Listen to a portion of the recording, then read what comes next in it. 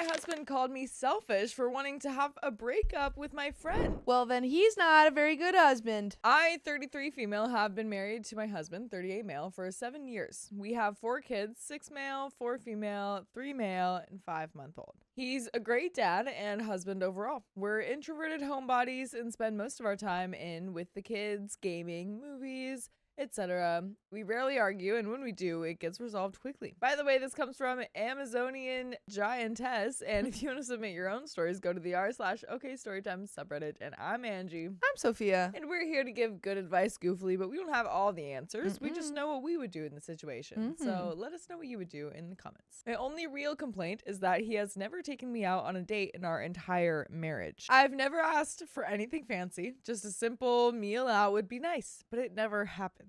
My husband recently lost his job due to frustration of contract, and he's been depressed and stressed. I've been handling everything on the home front, all the cleaning, cooking, school runs, dishes, laundry, groceries, bedtime, etc. I've also been doing all of his unemployment paperwork, helped rebuild his resume, and send him job links daily. Meanwhile, he spends hours playing Call of Duty and leaves messes around the house that I end up cleaning. I haven't complained because I know he's struggling mentally. I recently became friends with my next door neighbor, Tina. She also has 4 kids, and once or twice a week, we step outside for about an hour to smoke and talk. We both make sure our kids are fed, the house is set, and everything is safe before we step out. Since my husband has been home, I haven't made my kids come outside unless they want to because an adult is in the house now. My husband told me that he doesn't like that I go out for that hour, saying my friend asks too much of me, even though she doesn't ask anything. I enjoy the break and human connection. Today, Tina suggests we make a plan soon to go to a Chinese buffet 10 minutes away. We'd smoke, eat, and come home. Just a couple hours. I never go out. I've never had alone time since my first kid was born. Yeah. I was excited because I'm extremely overstimulated lately and feel like I'm in non-stop mom mode. When I mentioned it to my husband, he blew up. He said I'm selfish for wanting to leave him with the kids while I go fill my belly, and that I need a reality check, and that I signed up for kids, and then I shouldn't need any peace because he doesn't get any. I'm sorry, how many hours do you have logged on your Call of Duty? Yeah. Let's go check that out. Check your Steam account or whatever it is. Log your hours. Such a liar. Yeah. There's no way that he does. The thing is that I think that he counts video game time as just like, I need to do it. Yeah. And I need to do it. And then he's like, well, I don't get any other free time. Like, I'm not seeing my friends. That's not peace. It's like, okay, well, sometimes I feel like in this situation, you got to make your peace yourself. All right. Sometimes it's hard to do that. But in his situation specifically, that's not that hard. If it's not peaceful for you, then that's your fault. You have plenty of time alone. I told him I would cook dinner before I left and make sure everything was set. I also told him I'd be happy if he ever had a friend invite him somewhere because he never goes out to have fun. I wouldn't stop him. He kept insisting that I was selfish no matter what I said. Eventually, I just stopped arguing because I was exhausted and hurt. I feel guilty now, but also angry because I genuinely don't think wanting a couple hours with a friend is wrong after everything I've been doing for the family. There are some comments here and quite a bit more to the story, so I'm sure we're going to get an update, but don't let him gaslight you. That's what's happening right now. Yeah. We do have some comments. Comment number 1 says, not the a-hole. That is incredibly controlling behavior. OPE responds, nasty things were said on both sides, and I mentioned how controlling he's being. He doesn't see it that way at all. All of my feelings and reasons are always just garbage to him when he believes he's in the right and then denies hurtful things he said to me. I firmly believe he's a self-absorbed person. I had parents who were, and a grandmother who raised me as well. I know a self-absorbed person when I see one. Comment number 2 says this: you are more than entitled to a few hours alone. If you divorced him, you'd have full weekends free, leaving the kids with him, and you wouldn't be financially supporting him, picking up after him, and doing every little thing for him.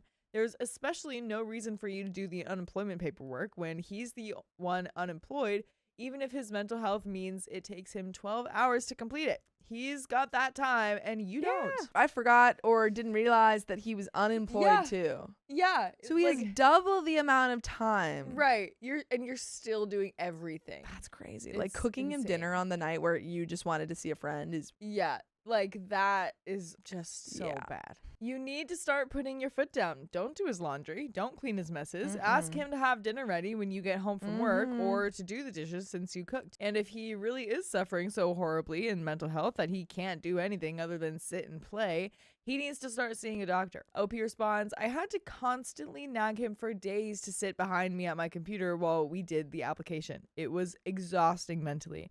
And then on top of that, I'm trying to get him to call unemployment since we haven't heard from them all week. I try to be strong for all of us, but sometimes I feel like I'm losing it. So when the suggestion came up for a buffet, I was hyped. I desperately need a little bit of time.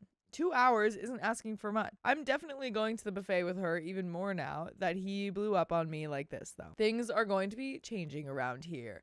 That's what I like to hear. Yes. Let's go. Absolute wait. Comment number 3. Considering he's unemployed, it sounds like you both need to start looking for work because it doesn't sound like he is if you're doing his job hunting for him. Opie says, I can't work here. I'm not legal. I moved here for him. I wanted to do online jobs, but it's a no-go unless I find cash jobs. Someone responds, oof, that is not good, OP. He knows you are stuck and will behave worse, thinking if he wears you down, you won't try to help yourself. You've been married for 7 years and don't have permanent residency or employment authorization. You need to speak to an immigration lawyer or your country's consulate. Being trapped like this is not good for you. That's what I'm saying. Like, you've been married to a citizen. What's going on? Yeah. Someone responds, if you've been legally married for 7 years, you're eligible for full citizenship. I'm not sure how having children affects status, but it certainly does in your favor, assuming you're in the USA. You certainly need to look into your immigration status at some point when your husband's not around. He may not be totally honest with you. And we do have an update. Please tell me about your immigration status because something is fishy. 7 years doesn't make sense to me because this is like for my dad. So for my mom's case, you know, it was a lot easier to become a citizen because she had married my dad. And then in for Australia, my dad was like 6 months away from being eligible for citizenship because of how long he had lived there when he was like living with my mom. Yeah. So usually it's like time and also, you know, marriage status. Right. Update. Thanks for the replies, everyone. I know I wasn't in the wrong from the beginning. I just really needed to hear it from other people. And my eyes have been open to other things that I need to discuss with him from the replies. It helps a lot when others put things into a different perspective from me, and we're definitely going to have a long discussion tonight when the kids are in bed.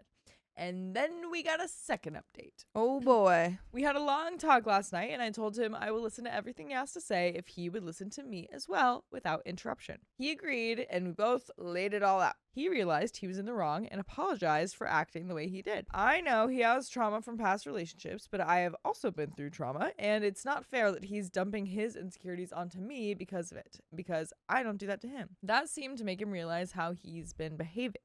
I mentioned therapy for his depression, as it is clear that he's going through a rough time, but he needs to chill with the gaming because he is using it to cope, and it's making things worse for himself and for us as a whole. He said he knows it's getting bad, and he will try to limit to himself and be involved with me and the kids a little bit more. We hit a little snag when it came to helping around the house. I asked him if he picked up a few extra chores like dishes or do the bedtime routine. That would be a lifesaver because I am usually juggling the bath, feeding the baby, doing the dishes all the same time, and I'm running around like a maniac. Yeah, I forgot that their youngest is 5 months old. Oh my goodness. They have like 4 or 5 kids. Yeah, and he's just not doing nothing. Nothing. He also needs to start picking up after himself because I'm already bent out of shape from the kids' messes. He mentioned that he hates dishes, but he will try. I wasn't too convinced, but we'll see what happens. You can see that there's more episodes of stories just like this one on Spotify, iHeartRadio, Apple Podcasts, or whatever podcast app you prefer. Just search OK Storytime. We'll be there. But there is a little bit more to the story. I really haven't seen, like, it feels like OP is taking this as a sign of him having a big shift in his life or in their marriage, but it doesn't really feel like to me an actual shift. Yeah. I mean, she did say, like, we'll see at the end, so hopefully that means she's keeping an eye out on all this. Hope so. But I don't feel great about it. I'll tell you that much. He has also agreed to go to therapy, so that's a plus. As for job searching, we didn't go into it that much, but I did tell him I'm doing everything I can to help with that, and I have too much on my plate, so all that responsibility now has to fall on him. I'm done managing it. I cannot take care of him as much as I do the children because he is an adult, and while I do love him, this is his responsibility as a man, husband, and father. Yep. If he needs help, I will definitely make time to help him, but I will not be in the driver's seat anymore. He has left a voicemail to a therapist we found and will call back on Monday for a follow-up on availability. I appreciate everyone's truthful comments and helping me open my eyes more to how dysfunctional everything has been. I love that most of you were straight up because I needed that. I'm going to be looking out for myself more in the self-care department and have made plans to go to the buffet with Tina next week. Well, good. I'm glad you're getting to that buffet. Tina time. Tina time. My goodness. Yeah, keep an eye out. Keep an eye out. Keep an eye out. My wife kept lying about where she was writing. Now I want to divorce her. Sure, go ahead and get that divorce. My wife and I have been married for 7 years and together for 10. We are both avid motorcyclists and spend quite a bit of time riding, although often separately. She prefers to go out riding late at night on the weekends and for a while got into the habit of not checking in with me. By the way, this comes from OK Molasses 7486, and if you want to submit your own stories, go to the r/OK Storytime subreddit. I'm Sophia. I'm Angie. And we're here to give good advice goofily, but we don't have all the answers. We only know what we'd do. So let us know what you would do in the comments. I imagine any husband whose wife is out on a bike at midnight would worry and has every right to ask where she might be. We got into a lot of fights about this, and it seemed very difficult for her to want to keep her whereabouts known. She claimed I was smothering her and being excessively needy by having to know where she was at all times. We worked through it, but I was never really content with how she begrudgingly followed suit like it was some kind of chore to keep me posted about where she was and when she might be home. I brought this up in therapy, and even our therapist raised her eyebrow at the late night rides with no check-in. Still, my wife never seemed to see the problem. Yeah, it's not about like, oh, I need to know where you are at all times because I don't trust you. Right. It's you're out late at night as a woman riding on a dangerous vehicle. Fast forward to a few weekends ago. My wife was out riding and it was getting late again. I sent her a message asking if she was getting dinner while she was out. She responded with the simple, "Yeah, I'm good. Thank you, love you." I was kind of hoping she'd give me a little more detail as it was getting dark out. Some time passed and I responded by saying, "Sweet, I'm gonna be home for the night. What you up to?" I didn't get a reply, so I followed up with, "I really dislike when you don't care to tell me what you're doing out on a Friday night." Maybe this was a little forward of me, but she knows how frustrated I get in this situation. We've dealt with it many times in the past. This made her very upset and we ended up text arguing. She then gave me a "talk to you later" and said she was going to keep riding her bike. Naturally, I kept texting. After a few messages, she responded by saying, "I'm trying to drive my damn bike, and you are blowing up my phone with this, which is uncalled for. I don't breathe down your neck asking your every move. Respect and trust me. Please do the same. It's exhausting." I had a hunch she was not writing. Well, if she's responding that much in text. Yeah, right? I doubt she is riding her bike. Maybe what I did next was uncalled for, but I drove over to her favorite late night eatery bar and walked inside. She was sitting at the bar. Her bike was parked outside and I put my hand on the exhaust. It was cold. Less than 10 minutes had passed and she had told me she had to slam on the brakes to respond to my messages. There was no way an exhaust can cool down that quickly. Once again, maybe I crossed the line here, but I felt severely betrayed. I went home not long after I sent a quick message that I knew where she was. We argued about this big time. We made amends and she told me that she would be better about checking in with me in the future. That's not the white lie though, but simply a precursor. Up next is the real issue I'm dealing with. This past weekend, she was out at a local cafe bar doing some work. She was being really good about checking in with me, but it kind of festered out as the night progressed. She told me she was going to go over to her office to finish some work, and that was the last I heard of her. I was heading home for the night after a late gym session and called her to check in. She did not answer after the first call and called me back a few minutes later. While we were chatting, I could hear others in the background.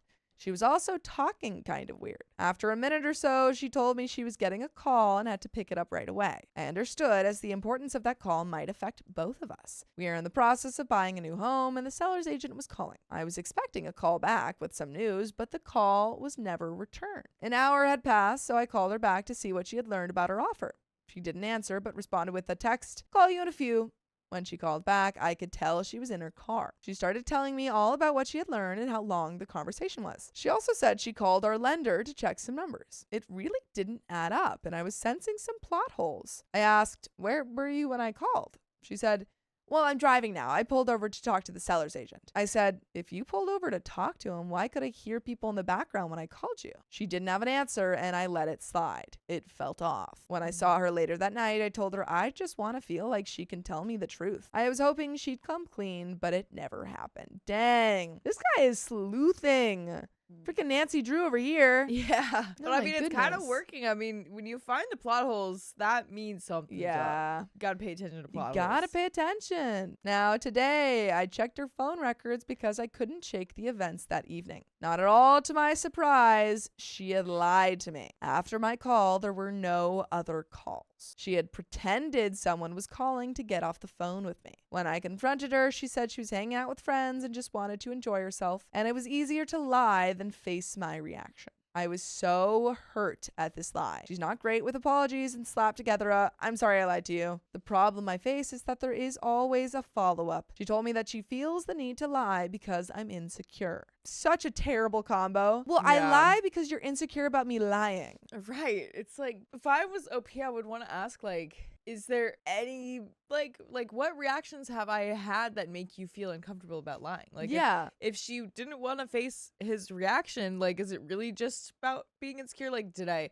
do anything to, in my insecurity to, like, respond in a bad way or something like that? You know, like, what? How is it better to lie? I also need to trust her more, and it always feels like I never give her room to breathe. I need to work on myself more and be more confident and trusting. It all seemed like justifying her lie, like somehow it was my fault. It was not a great conversation, and neither of us were getting any points across. All I know is that I feel betrayed yet again, and I don't know how I can trust her. I also feel terrible that she couldn't simply admit she was wrong and followed up by making it about my insecurities. Am I wrong here? I genuinely don't know what to do. We haven't talked since, and I could use some advice. A few weeks have passed since I wrote this, and I wanted to offer an update for those who requested one. I think this is all a little fishy. It's all a little fishy to me. I don't trust her. I don't trust her either. Like, yes, I mean, sure, you know, we could just say objectively that, yeah, looking at phone records or whatever was like, whatever, not the best idea, whatever. No. But at the same time, it's like, okay, besides the point, she is lying. She's lying. And we don't know why. It's like, I feel like I want to have a conversation with both of them and just to be like, yo, like, I don't think he initially thought anything fishy of you. I don't think it's about that. But now you're lying, so now I'm worried that you're hiding something from me. Like, what? To cut to the chase, we're getting a divorce. Whoa. Okay. All right. Seems like you guys did not work it out. Nope. Honestly, experiencing this gamut of emotions has been excruciating, to say the least. I wish this on no one. When I was fielding your much-needed replies, I was staying at an Airbnb to give us time away from one another. She was livid at first, but quickly realized the importance of the time away. I myself had plenty of time to reflect on many of the responses here, and spent all my free time journaling to work out my thoughts. I returned home after a week, and we had our heart-to-heart. Much to my surprise, we both came forward equally with the proposition to separate. I don't believe she was cheating, and I don't think it's a substance dependency. These were suggestions that seemed to percolate to the top of this thread. Perhaps I am naive as well, but at this point, it no longer matters. Regardless, what we have is a textbook case of two people who aren't right for one another. We have fought hard to save our marriage over the years, and quite honestly, the feeling of failure is the hardest part to cope with. Beautiful memories of our early time together surface in waves and manifest as tears. Her and I have grieved this loss at different times and in different ways. There will always be the doubt and questioning of, could we have made it work? Hopefully the year will reduce the doubt to a whisper. In conclusion, we are both amicable at this phase and hope to continue a friendship into the future. That is, a friendship not carried over from a previous marriage, but one rebuilt from scratch. In some ways, I can sense our relationship already healing and improving. I hope this may be a predictor of the future.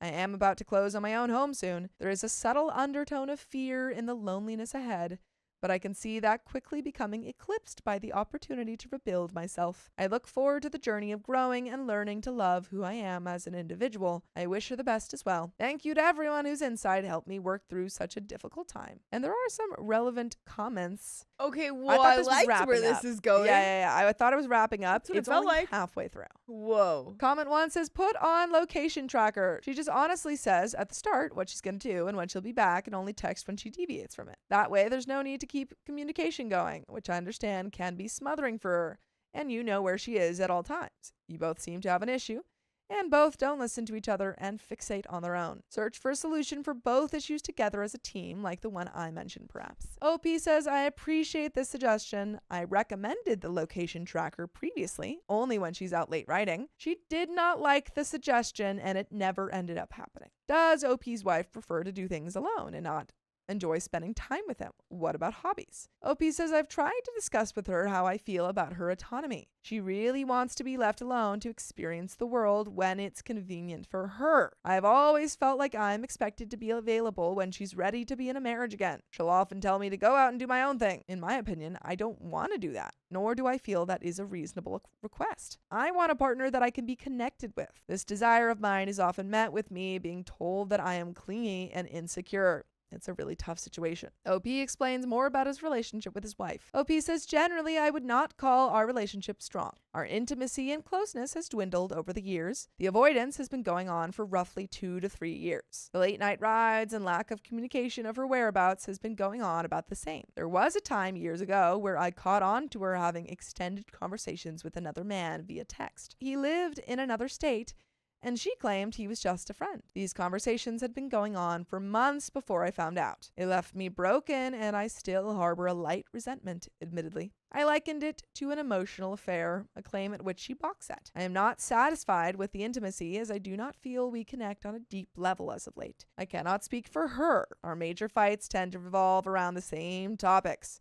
I usually am the one to bring up my concerns in hopes to start a forum, but it usually gets turned around as I am overly dissatisfied and can't simply let things be. While her late night rides are a lot of the problem, it's all the same if she's in a car. I'd be open to see if any of this information gives you any further insight, and there is an update. I think we just got to keep barreling through. Yeah, I mean, that's definitely a lot of insight for sure. Yeah. Nearly 2 months later. Hello all, I, 35 male, wanted to offer one last update on this saga that is my failed marriage. I will link my initial post in the comments for those who haven't read it. Anyways, we both amicably decided to separate, so I thought. Admittedly, it was a healthy choice for both of us, and from what I just experienced, I'm only more confident moving forward and finding my peace. In short, I have always been the consistent income. Her, 35 female, industry is seasonally dependent, and as much as I wanted to just leave, I knew I couldn't just ditch her to figure out survival on her own. Initially, she had suggested we separate but live under the same roof until next May. This would have given her the safety and confidence to push into her busy summer months. Of course, I said, heck no! I felt that was a crazy suggestion. For one, there is absolutely no way that wouldn't further poison our already toxic relationship. Second, I really saw the need to break away so that I could heal and rebuild my life, which had effectively been decimated. I decided to buy my own house, but I offered to stick around financially until she could earn the funds she needed to start her new life. We had been cordial for the week or so that I finally closed, and was settling in, dare I say, becoming friends? My new house was barren. I quite literally celebrated the purchase of a new couch. As a side, you really don't appreciate a comfortable place to sit after a long day of work until all you have is a wooden bar stool and a worn-out rug from your old home. We had continued to show each other little acts of good faith, but after a few days, communication went dark. To be expected, I guess. I was loving the serenity of my new home and was beginning to experience a love for myself I haven't felt in years. Honestly, not having to talk with her brought a sense of relief. One item I wanted to be sure was made right was a water heater leak at her house. My old house, which I still own, that I noticed when I moved out. I called a plumbing company to take care of it as I have a busy work schedule. Admittedly, it breaks my heart to even enter that home, and I was just as much avoiding that. Sadly, the plumbers canceled twice, and I was getting impatient. I figured I would just handle it. I let her know I would be dropping in, and she was more than okay with it. I'm a decent plumber and knew it would be quick work. I arrived on site and diagnosed a pinhole leak. I drained the lines, cut the damaged section, and whipped together the repair. Voila! Her trash can was in the garage, and naturally I needed a place to toss the wreckage of my plumbing job. When I opened the lid, what do I see? A whole box of used protection. Oh my gosh. I just want to say, like, ew. Used? You're going to keep that in a box? Ew. You have it in a box? You didn't throw that out, you dum-dum? Ew. Like, one, gross. Two, Yeah. You're stupid. Stupid, gross. Oh my gosh. I was shocked. My heart sank. I had been out of that house barely a week, still legally married, and here I am, fixing her house and offering the financial support she needed to move on. I knew in my gut that I no longer wanted to be a part of this. I needed to be free of this misery. I texted her a photo of the water heater with a good as new. If you wouldn't mind, just keep an eye on it for the next day or so. She eventually texted back, thank you? I told her to call me tomorrow so we could chat. My heart was racing for hours. I had felt some insane lows this past month or so, but this was the absolute worst. Honestly, if I were him, I would have texted a picture of the water heater, but with the box in the background open. I was thinking about that. Yeah. I was thinking like, I thought that's where he was going, honestly. Yeah. Like, good news, water heater fixed. Yeah. It's just like in the corner is that box. Yeah. I wasn't ready to talk to her. I needed food. I was spent. Well, she called. She has a real anxiety about call me kind of texts. In a way, I knew this, but I genuinely needed the night to sleep and collect myself. Phone rings. Guess we're doing this, I told myself. I started the conversation by letting her know the water heater is good to go, but she may want to have a professional take a look within the year. Followed by, the next part of this conversation will be difficult. I did not directly tell her I knew she was already hooking up with someone new. I only saw my own destruction in making it my business or even thinking of it. All I said was, I know you've moved on. I know how you've chosen to do so. I then told her I was removing myself from all shared accounts and she would need to figure it out from there. Boy, was she livid! What was that term you guys taught me in my first post? Darvo? Yes. Lots of that. Tons of gaslighting, followed by name-calling and accusations. She even insulted my character, telling me she thought I took pride in being a person of honor and respect. Word? She kept alluding to how she thought we had agreed to being allowed to have our needs met. I didn't say it outright, but I really think she had twisted what an actual need is. And also, if it was a full box, and they had been separated for a week. Oh my God. Forgot that's how soon it was. How about financial security? How about a soft landing with your husband of 10 years that you claim to want to remain friends with? I can't imagine that she found someone that week and then that had that amount of spicy sleep with them to the point where it was a full box. Yeah, that's too much. There's got to be overlap. By the way, there's tons of overlap with our stories. We've got so many of them. You can listen to them on Spotify, Apple Podcasts, or iHeartRadio. Just search up OK Storytime. But there is a little bit left to this story.